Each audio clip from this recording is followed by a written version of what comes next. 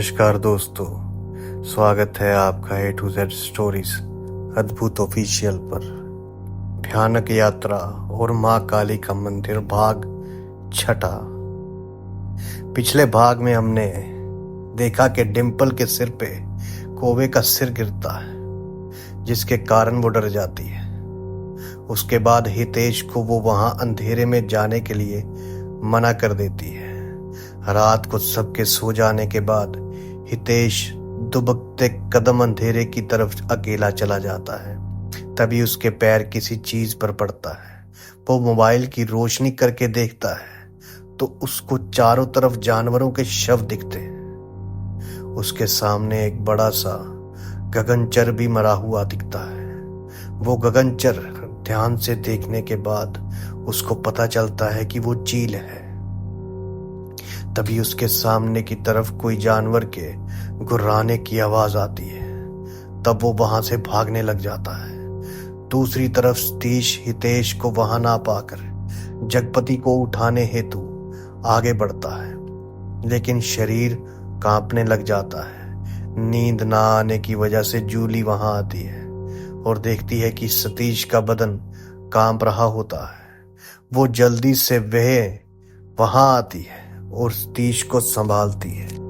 तभी जगपति जग जाता है और जूली को पानी लाने के लिए कहता है। तभी जूली को दवाई की टिक्की मिलती है जो सतीश की पुड़िया से गिर गई थी।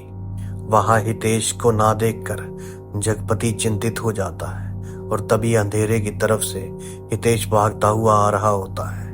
हितेश के कहने पर सबको लेकर जगपति खोली में चले जाते हैं। तभी बाहर से कोई जानवर की आवाज आती है। जगपति बाहर की तरफ देखता है तो वो डर जाता है। अब आगे बाहर की तरफ आ रही जानवरों की आवाज सुनकर सबके पसीने छूट रहे थे। तभी जगपति अपना दरवाजा खोलकर बाहर की तरफ देखता है। जैसे ही उसकी नजर बाहर खड़े जानवर पर गिरती है, वो सकपका जाता है। वो अंदर की तरफ हितेश को देखता है और सोचता है कि हितेश बच कैसे गया। जगपति को ऐसे अंदर की तरफ देखते हुए देख सब उसकी प्रश्न भरी नजर से देखते हैं। फिर वो दरवाजे से हट जाता है और हितेश दरवाजे पे आता है। उसकी नजर जैसे ही बाहर की तरफ जाती है, तब उसका चेहरा पीला पड़ जाता है। दोनों को ऐसे असमंजस में देखकर बाकी लोगों की भी हालत ढीली हो जाती है। उसी समय हितेश को जगपति कहता है, ये तो जंगली शिकारी कुत्ते हैं भाई साहब। इनके हाथों से आप कैसे बच गए?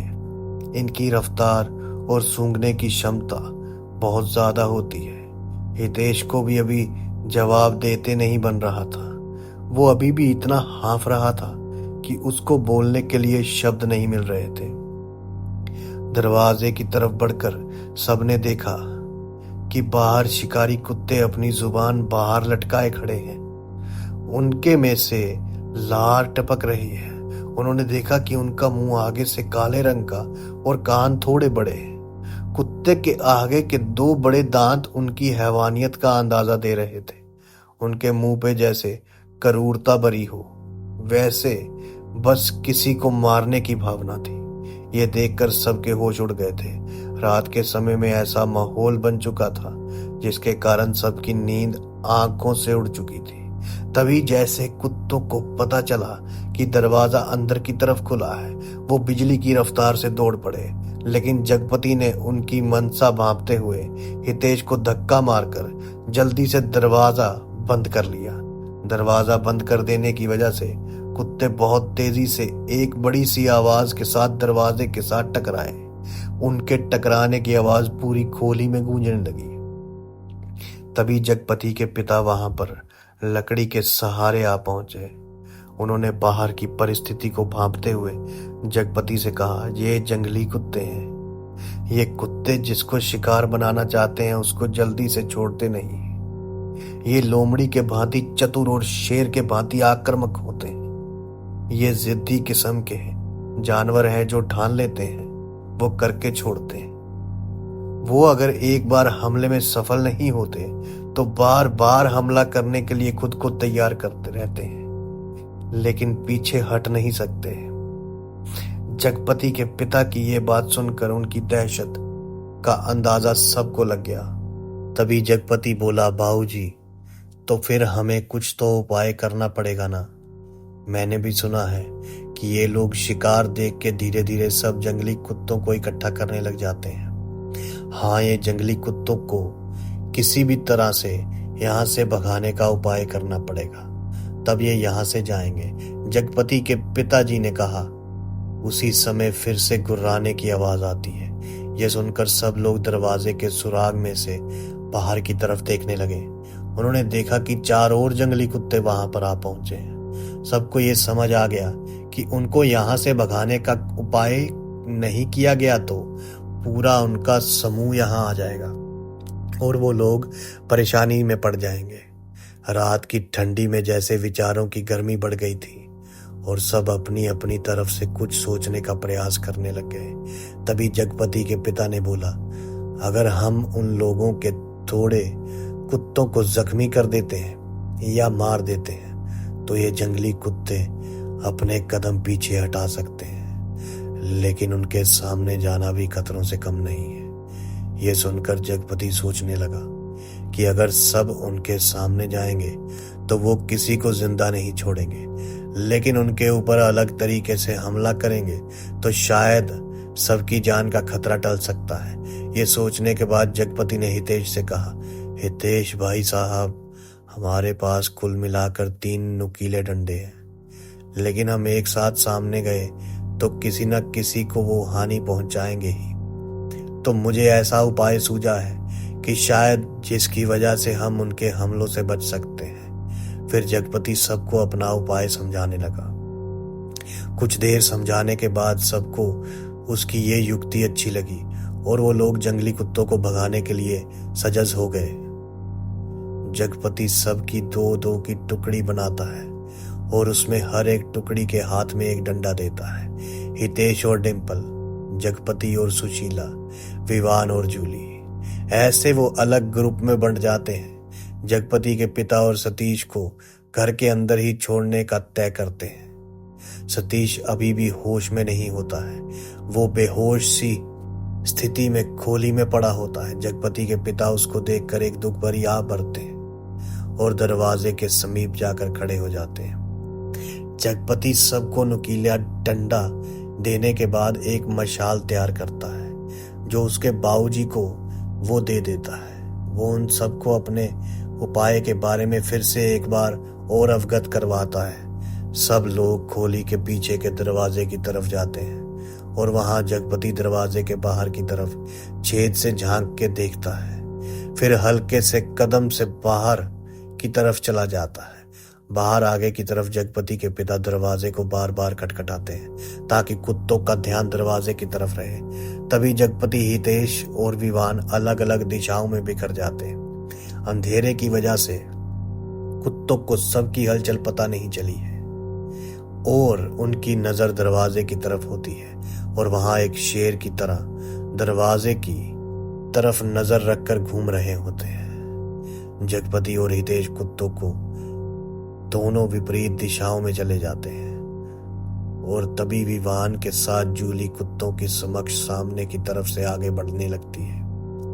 विवान और जूली को देखकर कुत्ते अपने ताव में आ जाते हैं और हमला करने के लिए सजग हो जाते हैं। वे जैसे ही विवान की तरफ दुबकते हैं तभी जूली खोली के दरवाजे की तरफ भागती है और विवान भी उसके पीछे भागता है। तभी दोनों तरफ से हितेश और जगपति अपने हाथ में डंडा लेकर पीछे से कुत्तों पर प्रहार कर देते हैं और पीछे रहे कुत्तों के पैर के ऊपर दबाव बनाने लग जाते हैं। अचानक से हुए हमले से कुत्तों को समझ नहीं आता है और वो हड़बड़ा जाते हैं, लेकिन जल्दी से वो लोग फिर से हमला करने को तैयार हो जाते हैं। जगपति के पिता दरवाजा खोल के मशाल को जलाकर जगपति की तरफ फेंक देते हैं। जगपति हाथ में मशाल लिए कुत्तों के सामने बढ़ जाता है।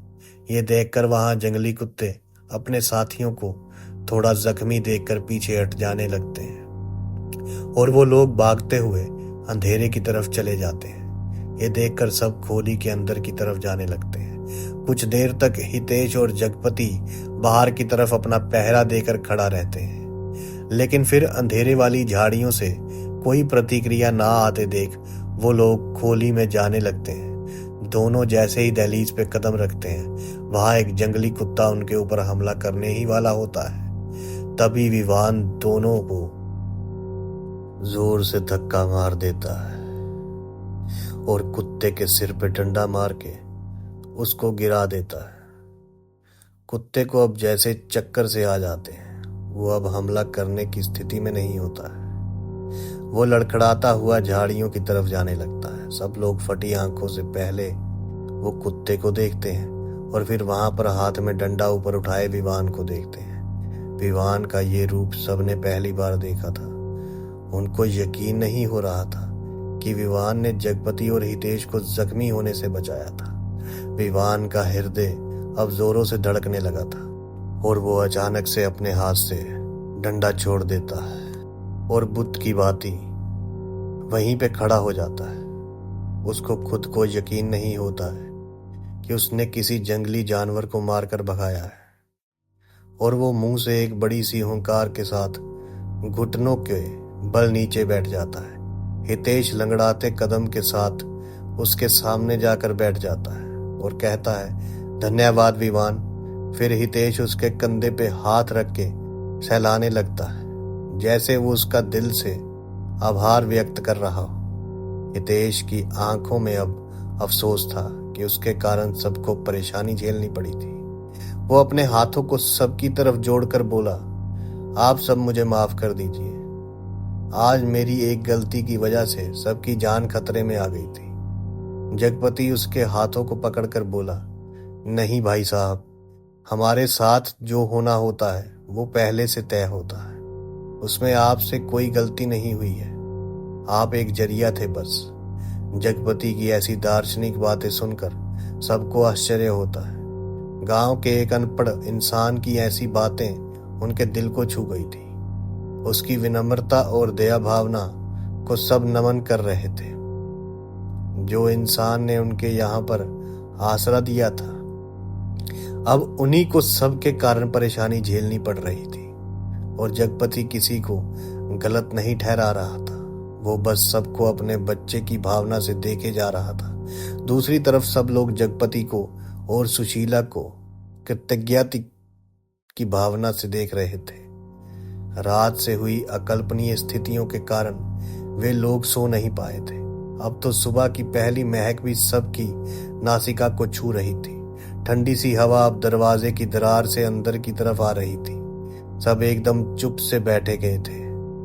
उनके दिल में शांति भी थी और कहीं सब कुछ ठीक होने की खुशी भी थी।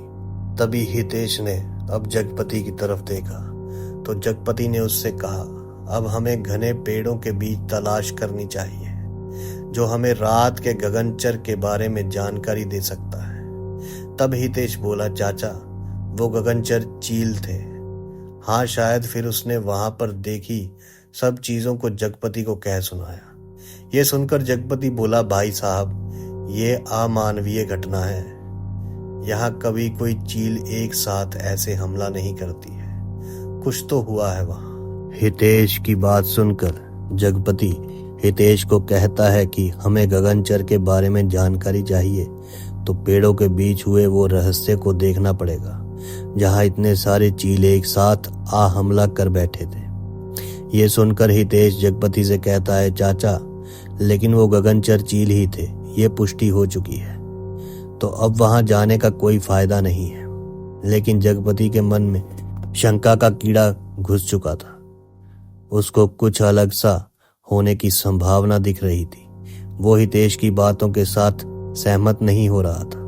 उसने कभी भी इतने चील को एक साथ ऐसे हमला करते नहीं देखा था, ना ही ऐसे जीवों को रक्तपात। नींद ना लेने की वजह से सबकी आंखें लाल हुई जा रही थी और थोड़ी थोड़ी देर में सबके मुंह पे उबासी दिख रही थी। ये देखकर सुशीला जल्दी से रसोई में चली जाती है और थोड़ी देर के बाद गर्मा गर्म चाय बनाकर सबके लिए ले आती है। कुछ देर तक चाय पीने के बाद सब अपने शरीर में ताजगी जैसा अनुभव करते हैं। कुछ देर तक अपना समय यहाँ वहाँ निकालकर जगपति हितेश को कहता है, भाई साहब, क्या आप मुझे वहां ले जा सकते हैं जहां आप कल रात गए थे? ये सुनकर हितेश जवाब देता है, अवश्य चाचा, लेकिन आपको कौन सा अंदेशा सताए जा रहा है जिसके कारण आप व्याकुल हो रहे हो?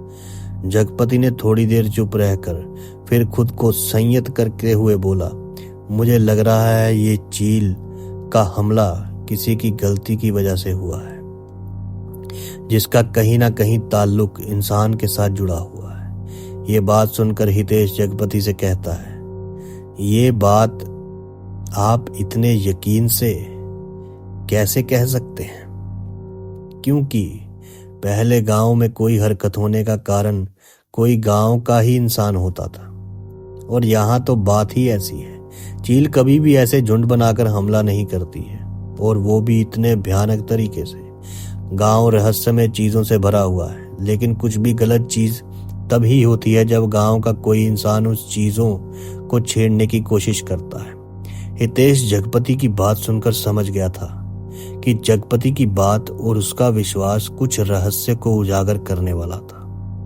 उसने तुरंत ही जगपति को बोला, फिर तो हमें जल्दी से वहां पहुंच जाना चाहिए।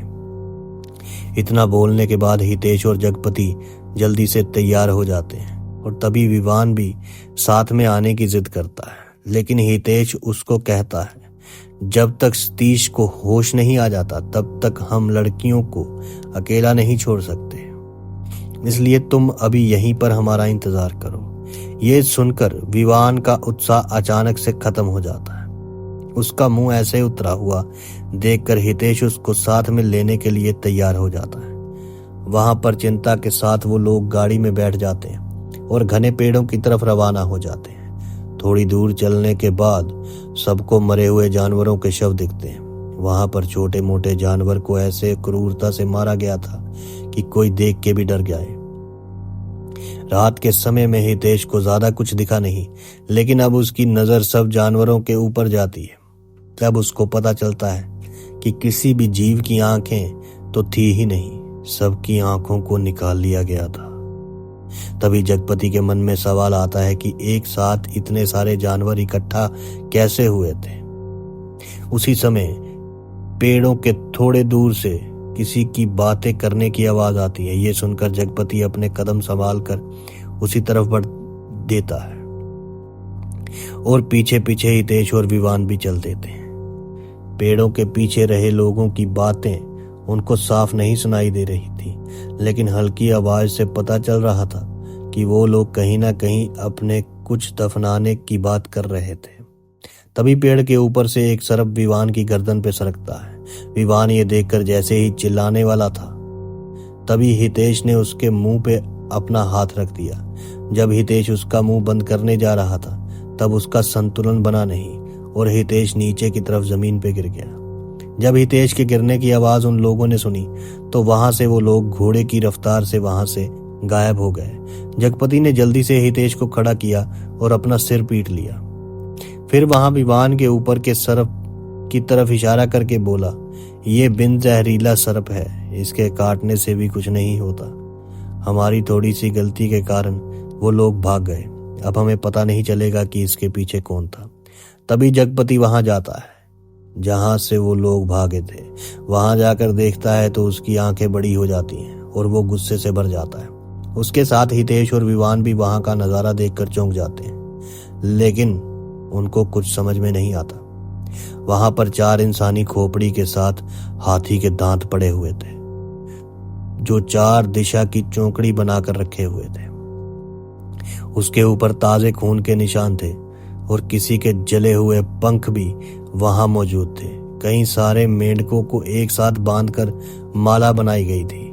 4 तरफ गड्ढा बनाकर उसमें मांस के लोचे डाले गए थे और छोटी छोटी रस्सियों से लकड़ी को बांधकर उसमें पंछियों की आंखों को लटकाया गया था। जमीन पे एक बड़ा सा गोला बनाकर उसमें मोमबत्ती को रखा गया था और ये एक तांत्रिक का बंधन था।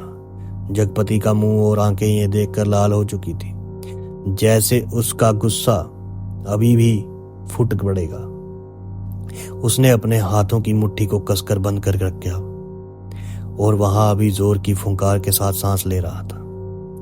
गुस्से में वो अभी कांप रहा था और वो अपने दांतों को पीस रहा था। हितेश पहली बार जगपति को ऐसे गुस्से में देख रहा था।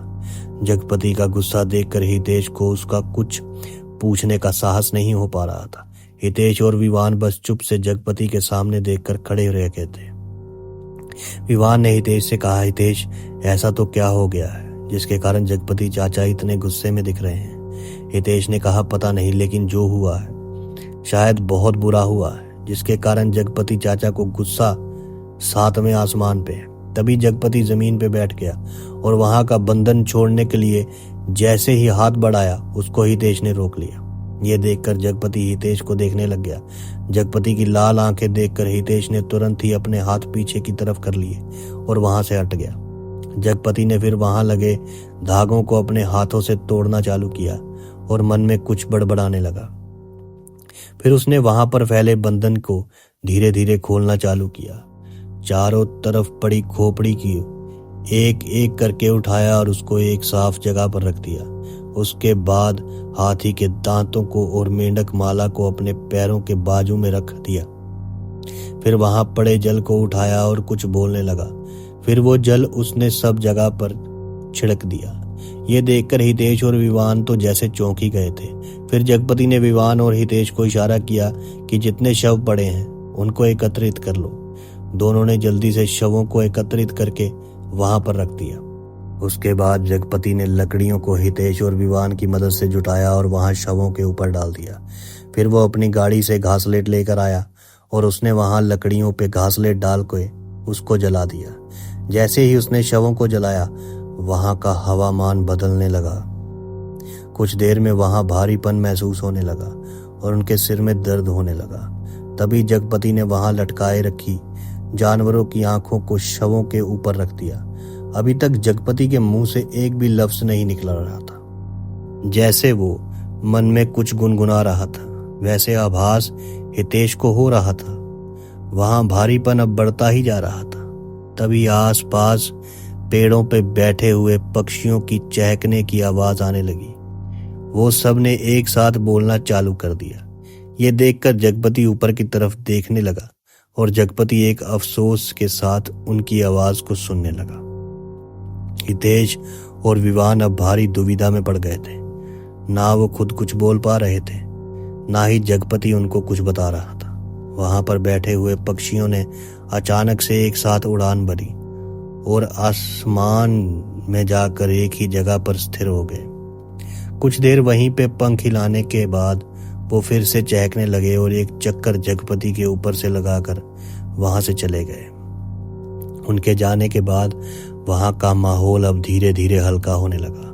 वहां पर जैसे किसी देवीय शक्ति को ऐसा आभास होने लगा। वहां के पेड़ पौधे में अब जान सी आ गई थी, जैसे वो हवा की लहरों में नाच रहे थे।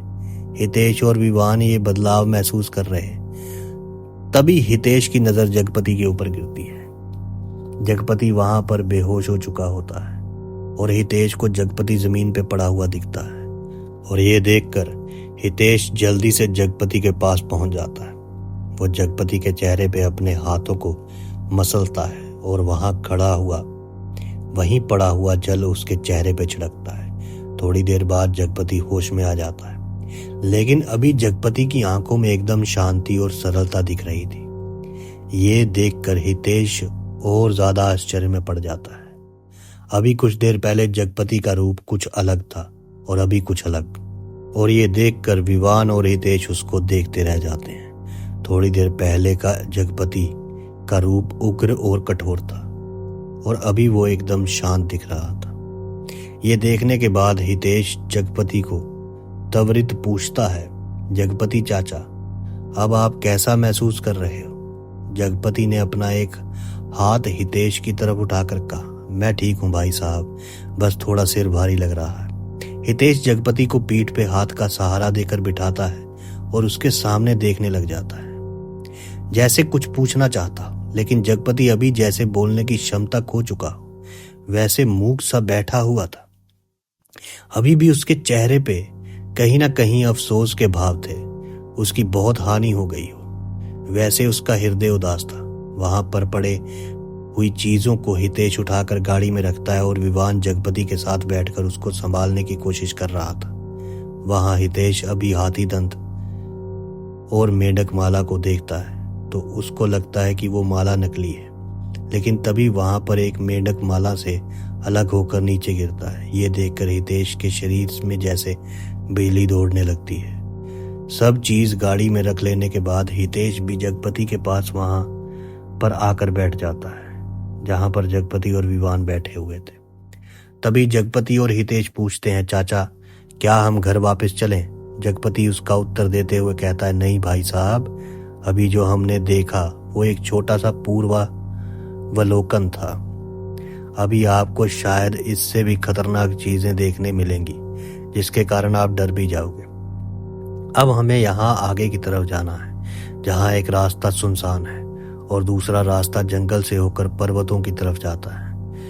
वहीं जहाँ जंगल है वो रास्ते पे हमें शायद कुछ सुराग मिल जाएगा। ये सुनकर हितेश को ये आश्चर्य होता है कि अगर ये छोटा सा पूर्वावलोकन था तो अभी इससे भी बुरा क्या देखना है। लेकिन हितेश और विवान अभी जो घटना बनी थी उसके बारे में सही से जान नहीं पाए थे। जो अब आगे क्या होगा उसके बारे में कैसे जाने जाएंगे। उन्होंने जगपति के चेहरे की तरफ नजर दौड़ाते हुए पूछा, चाचा अभी जो हमने देखा हमें उसका रहस्य तो बता दो जिसके कारण हम सारी घटना को अच्छे से समझ पाए। जगपति ये सुनकर वहां से उठा और अपनी गाड़ी की तरफ चल दिया। जगपति को ऐसे चुप देख उसके पीछे वो दोनों भी चल दिए। गाड़ी में बैठकर वो हितेश और विवान के बैठने का इंतजार कर रहा था, लेकिन वो दोनों तो जैसे कहीं और ही खोए हुए थे। ये देख जगपति ने गाड़ी का इंजन चालू कर दिया। उसके साइलेंसर से काला धुआं निकला और घरघराटी के साथ उसकी गाड़ी चालू हो गई। गाड़ी को आवाज सुनकर हितेश और विवान जल्दी से गाड़ी की पीछे की सीट में बैठ गए। तभी जगपति ने अपने पांव को गाड़ी के तवरक पे दबाकर गाड़ी को जंगल की तरफ बढ़ा लिया। जगपति की अनुपस्थित मन कहीं और घूम रहा था और वर्तमान मन गाड़ी को चला रहा था। आप यहाँ जो भी देख रहे हो वो सब नकारात्मक ऊर्जा को प्राप्त करने के अलग अलग तरीके हैं जो गांव में सबको परेशान करने के लिए किए जाते हैं। कई सालों से ऐसे प्रयोग और विधियां हमारे यहाँ वर्जित की गई हैं, लेकिन कुछ लोग आज भी आत्माओं को अपने वश में करने के लिए गांव के सुनसान जगहों पर ऐसी हरकतें करते रहते हैं। जो एक तांत्रिक होते हैं या कोई विद्याओं को जानकर होते हैं। एक रूखी और बैठी हुई आवाज में जगपति ने कहा। तभी विवान ने जगपति से पूछा, तो कल रात को जो हुआ वो भी एक तांत्रिक की हरकत थी क्या? कोई इंसान ऐसा हवामान और पक्षियों को काबू में कर सकता है? जगपति ने कहा, हाँ भाई साहब, यहाँ सबको ये पता है कि ये गांव बुरी आत्माओं से भरा हुआ है, इसलिए कई लोगों को तो यहाँ गांव के आसपास भी भटकना पसंद नहीं करते हैं। लेकिन जो ये बुरी चीजें का इस्तेमाल करना जानते हैं उनके लिए ये गांव एक महंगे हीरे से कम नहीं है। किंतु अगर यहाँ पर ऐसे लोग पकड़े जाते हैं तो उन लोगों को हमेशा के लिए गांव की पंचायत जेल में बंद कर दिया जाता है। फिर हितेश ने जगपति की तरफ झुकते हुए पूछा, तो फिर चाचा कल ऐसा क्या हुआ था जिसके कारण इतने सारे गगनचर चील एक साथ आए थे और वहां पर इतने सारे जीवों को चील ने मार दिया था? जगपति ने गाड़ी की गति को धीमी करते हुए कहा, वो जीव तो पहले से ही मरे हुए थे। चील तो सिर्फ उनको अपना भोजन बनाने लेकर आए थे। अच्छा, तो वो जीव पहले से ही मरे हुए थे, लेकिन कैसे मरे हुए थे? या उनको किसी और ने मारा था? विवान ने व्याकुलता से पूछा। ये वो जीव होते हैं जिनको गांव के बाजार में बड़े ही सस्ते दामों में बेचा जाता है, जगपति ने बोलते हुए कहा, क्योंकि यहाँ पर ऐसे पालतू जीव बहुत ज्यादा मात्रा में पाए जाते हैं। बाहर से आए हुए लोग उनको खरीदना पसंद करते हैं और उनको अपने पास खरीद के लेकर जाते हैं। अच्छा, तो ये खरीद कर लाए गए हैं, लेकिन उनको एक साथ ऐसे मारा क्यों? जीवों को खरीद कर मारने के लिए कौन खरीदता है? अगर उनको मारना ही है तो खरीदते क्यों हैं? विवान एक ही सांस में ये सारे सवाल पूछ लेता है। जगपति विवान की बात सुनकर थोड़ी देर चुप रहा, फिर बोला, ये एक तांत्रिक विधि होती है जिसमें बुरी आत्माओं को अपने साथ रखने के लिए तांत्रिक अलग अलग विद्याएं करते हैं, जिसमें ये विधि बहुत ही कठिन होती है। ये विधि को आत्म बंधना विधि कहते हैं। जिसके शरीर के चक्र भले ही जागृत ना हो, वो लोग ये विधि करके आत्माओं को बांधने की सिर्फ कोशिश कर सकते हैं। ये लोग विधि के दौरान आत्माओं से संधि करते हैं और फिर तांत्रिक के कहे अनुसार आत्मा उनका कार्य करती है। कल रात जो विधि हुई थी वो बहुत कठिन और शक्तिशाली विधि है, जिसमें एक तांत्रिक अपने मंत्रों के सहारे आत्मा को बुलाने की कोशिश करते हैं, लेकिन आत्मा को बुलाने के लिए उन्हें बलि चढ़ानी पड़ती है। तो कल रात जो जानवर मारे गए थे वो उसी कारण मारे गए थे। जगपति की बातों को सुनकर विवान बीच में ही बोल पड़ा। उसकी तरफ एक नजर करके जगपति बोला, नहीं भाई साहब, तांत्रिक अपनी शक्तियों को और ज्यादा बढ़ाने के लिए भी बलि चढ़ाते हैं, लेकिन ये जो जीवों को मारा गया था वो चील के लिए मारा गया था और उनका मांस भी चील के लिए ही वहां पर रखा गया था। तांत्रिक चीलों को बुलाने के लिए अपने मंत्रों का इस्तेमाल करते हैं, जिसमें कई बार चील आसमान से ही चले जाते हैं, लेकिन जब उनके लिए भोजन रखा जाए तब चील नीचे की तरफ आते हैं। उसमें से तांत्रिक एक चील को पकड़कर उसकी बलि चढ़ाता है और बुरी आत्माओं को खुश करने के लिए। तो पेड़ों से जो चीख की आवाज आई थी वो किसकी थी जगपति चाचा? हितेश ने कहा। वही तांत्रिक की, जो चीलों को बुलाने के लिए उनके जैसी ही आवाज में चिल्लाते हैं। तो क्या चील की बलि से आत्मा को तुरंत वश में किया जा सकता है? विवान ने धीरे से बोला, नहीं भाई साहब, मैंने आपसे पहले ही कहा कि विधि कठिन भी है और शक्तिशाली भी है। ये विधि के अनुसार चील की बलि चढ़ाकर उसके हृदय को निकाला जाता है। वो हृदय को जहां पर आत्मा को बंदी बनाना होता है वहां जाकर दफनाना पड़ता है। फिर कई दिनों तक उसके ऊपर मंत्रोच्चार करके वहां मिट्टी पे अभिमंत्रित जल छिड़कना पड़ता है। जब वहां की जमीन काली हो जाती है तब वहां से वो मिट्टी को लेकर कंकालों के बीच रखनी पड़ती है। फिर कई अलग अलग तरह से वो आत्मा को बंदी बनाए रखने के लिए क्रियाएं करते रहते हैं। उसके बाद वो लोग आत्मा को बंदी बना पाते हैं। ये सुनकर हितेश अभी भी संतुष्ट नहीं था। उसने पूछा, तो फिर हाथी दांत और मेढक माला किस चीज के लिए काम आते हैं? हाथी दांत के अंदर एक तरह की ऊर्जा रहती है जिसके कारण बुरी आत्मा उनका कुछ नहीं बिगाड़ पाती, और वो लोग विधि के दौरान ही चारों तरफ से हाथी दांत की चौकड़ी बना देते हैं, जिससे विधियों का असर उनके ऊपर कहीं गलत न पड़ जाए। और बात रही मेढक माला की, तो वो चील के मृतदेह के ऊपर चढ़ाने हेतु बनाया जाता है। ये सुनकर हितेश को कुछ याद आता है और वो बोलता है, लेकिन चाचा, रात को मैंने देखा था तब तो वो चील का मृतदेह वहीं पर था, लेकिन अभी वहां चील के मृतदेह गायब है। मतलब वो लोग उसको वहां से लेकर चले गए।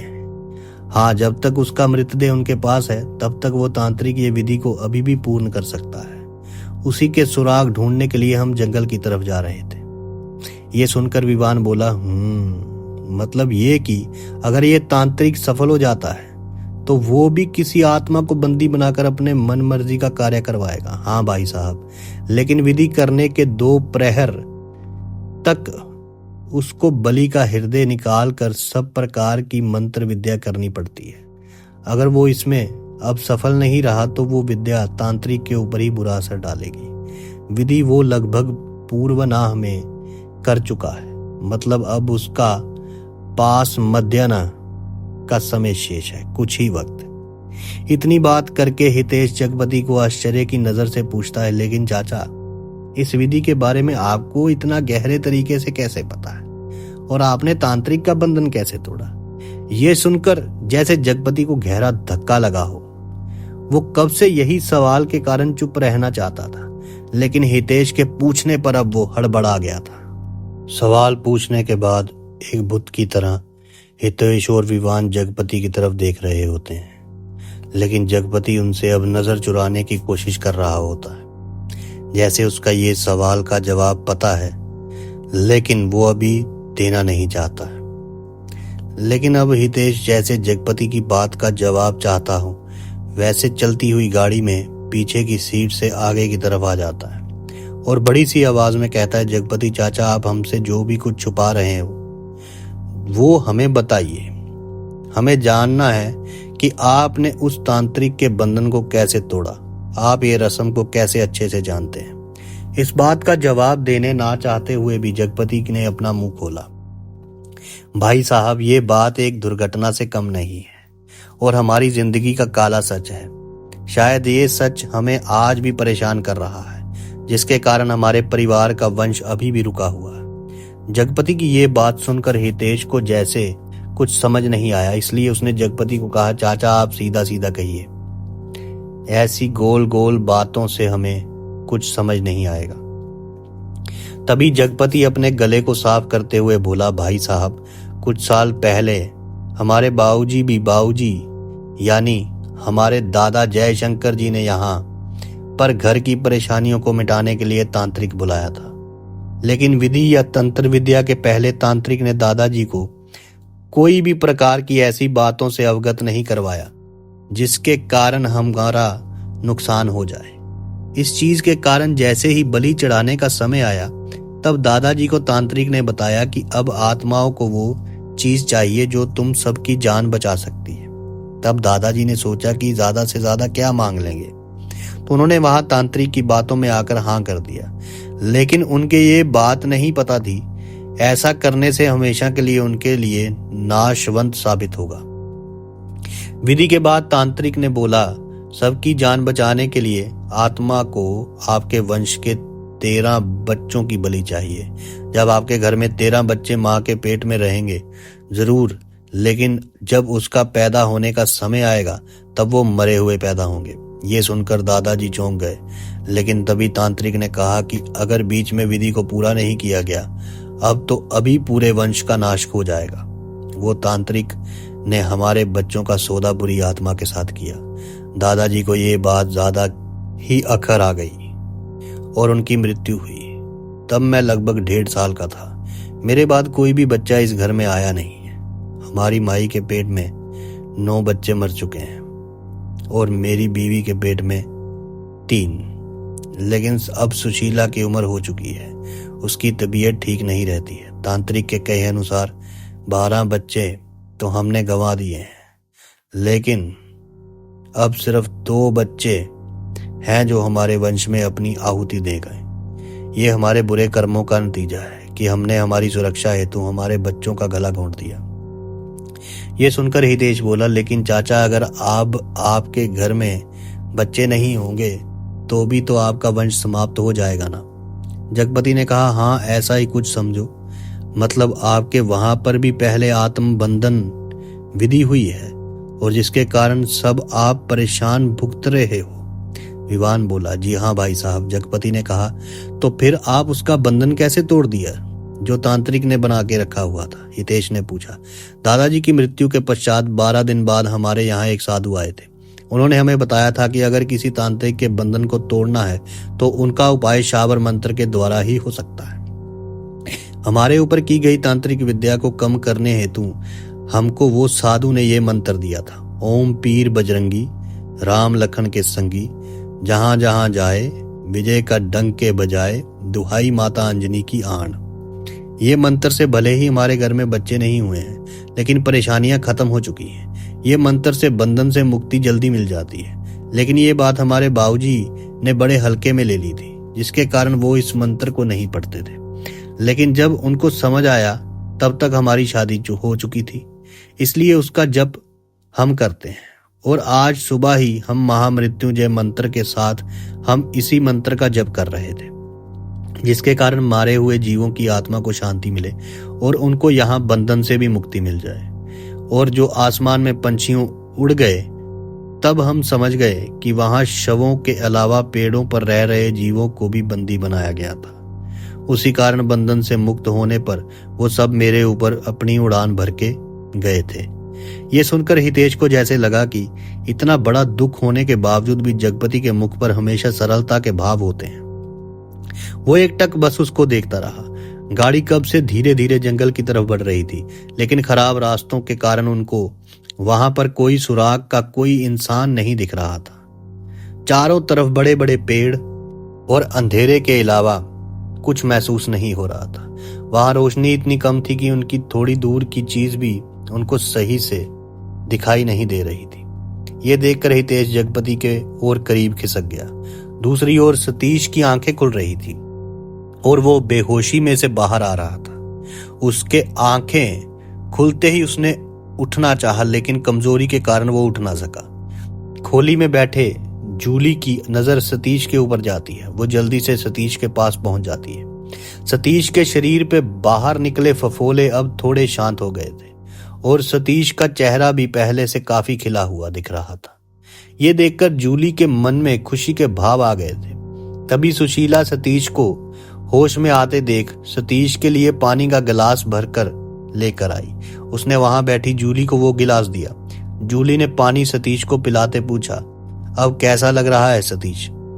सतीश पानी पीने के बाद पूछता है, क्या हुआ था जूली मुझे? जूली ने तुरंत अपना सिर नीचे की तरफ झुकाकर बोला, जब कल तुम दवाई ले रहे थे तो नीचे गिर गए।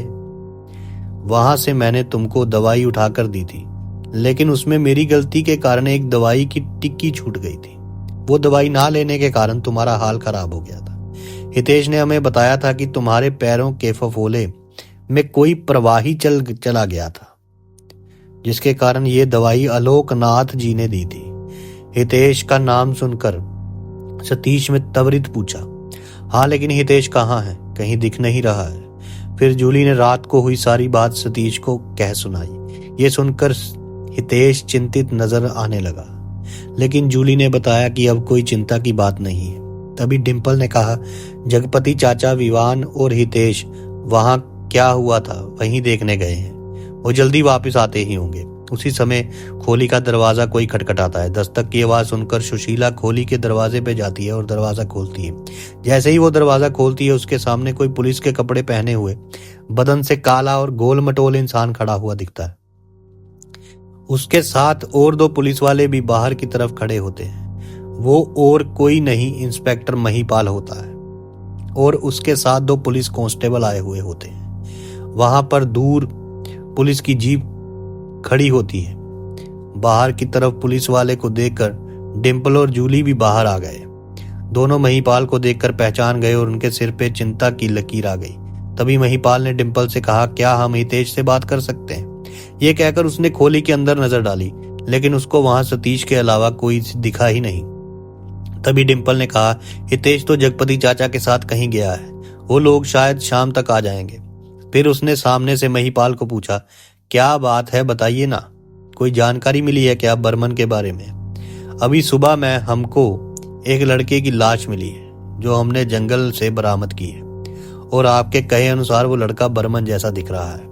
बस पुष्टि करना बाकी है कि वो बर्मन ही है कि नहीं। महिपाल ने बड़े ही रोबदार आवाज में धीरे धीरे से कहा। यह सुनकर तो जूली और डिम्पल की हालत जैसे ढीली हो गई और उनके पैरों तले जमीन खिसक गई। एक अनहोनी होने का डर उनके मुंह पे सताने लगा, लेकिन अभी बर्मन होने की वो सिर्फ संभावना है, क्योंकि मिली हुई लाश का सिर किसी भारी चीज से कुचल दिया गया है और उसके बदन से कपड़ों को भी हटा दिया गया है। निर्वस्त्र लाश को जंगल में सुनसान जगह पर लवारिस छोड़ा गया था। जब लाश के सड़ने की बदबू आने लगी तब हमें गांव के सिपाही ने सूचना दी थी। शायद 2 दिन पहले वहां ये लाश को फेंका गया है, महिपाल ने धीरे धीरे बोला। उसने फिर से कहा कि अगर आप लोग पुष्टि कर देते हो तो भी हमें राहत हो रहेगी। हमारा और आपका दोनों का केस जल्दी से खत्म हो जाएगा। ये सुनकर डिम्पल ने सोचा, ऐसे अकेले पुलिस स्टेशन जाना सही रहेगा या नहीं? क्या हितेश को बिना बताए ऐसे जाना सही रहेगा या नहीं? ये सोचकर डिम्पल ने एक बार सुशीला के सामने देखा, फिर बोला, ठीक है हम चलते हैं, लेकिन हमें जाना कहाँ है? पुराने सरकारी अस्पताल में, महिपाल ने कहा। क्या जंगल में मिली लाश बर्मन की होगी? जगपति और क्या बताएगा हितेश को? जगपति को और कोई सुराग मिल पाएगा या नहीं? जानने के लिए जल्दी मिलेंगे अगले भाग में, भयानक यात्रा और माता काली के मंदिर में। तब तक के लिए सबका धन्यवाद।